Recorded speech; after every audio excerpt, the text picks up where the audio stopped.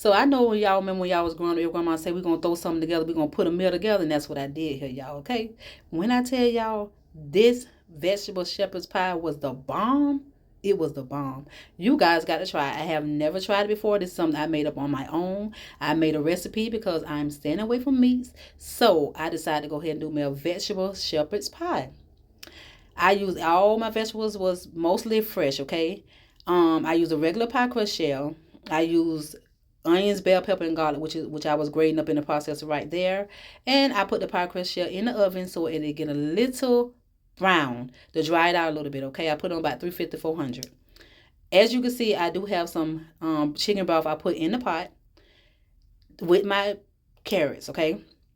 This is my first time ever trying that. I have never tried it before, but it was the bomb. Like when I tell you it make your vegetables taste wonderful, that's what it tastes like, okay? So I decided to be a little creative with it.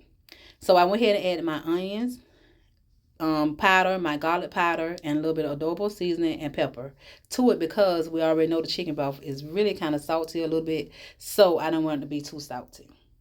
So I was very light on adobo seasoning. So after I did that, I went ahead and cut up my bell peppers, my squash and zucchini. Okay. As I was doing that, I went ahead and took my pie crust shell out of the oven. As you can see, it's pretty nice and brown and golden. I stopped that to the side, let it just relax on the side, okay? And then I went ahead and added some plant-based butter to the frying pan so it'll be able to just, my vegetables will saute a little bit in the butter. After I did that, I added me a little bit more seasoning to it, but this time I added complete seasoning to my squash. And after I let the squash cook a little bit, I went ahead and added my onions, bell pepper, and garlic mix to the vegetables in the pot. So as my broccoli is sitting to the side waiting to put it in the pot with the carrots, of course you know you gotta let the carrots cook a little while to get a little more tender because the broccoli cooks faster than the carrots. So I let that cook for a while, probably about 20 minutes to be honest. So I did add a little bit of Mrs. Dash to my zucchini and squash, just probably for color. You know it's not have no salt, so and a little bit of herbs or whatever. So I let that saute for a while, and then I added a little bit of heavy whipping cream, just to have it a little bit creamy. And then I added my spinach. I added my spinach to it. So that cooked a little bit. I let that cook down a little bit. As I'm letting that cook a little bit, I went ahead on and added my broccoli to the pot with the carrots and let that cook for a little while till it got tender. And once that got tender, I went ahead and took it out. So you see the broccoli is still boiling. That looks so beautiful, y'all. Ain't that pretty? So everything is done. I already drained the carrots and the broccoli. So now I am preparing the shepherd's pie. I went ahead and add all my vegetables. I did have corn. I added to it too as well. I added the corn and everything together. So I stuffed the pie crust with the vegetables.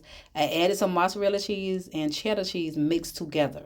So I added a thin layer of cheese in the middle, and then I went ahead and added some mashed potatoes.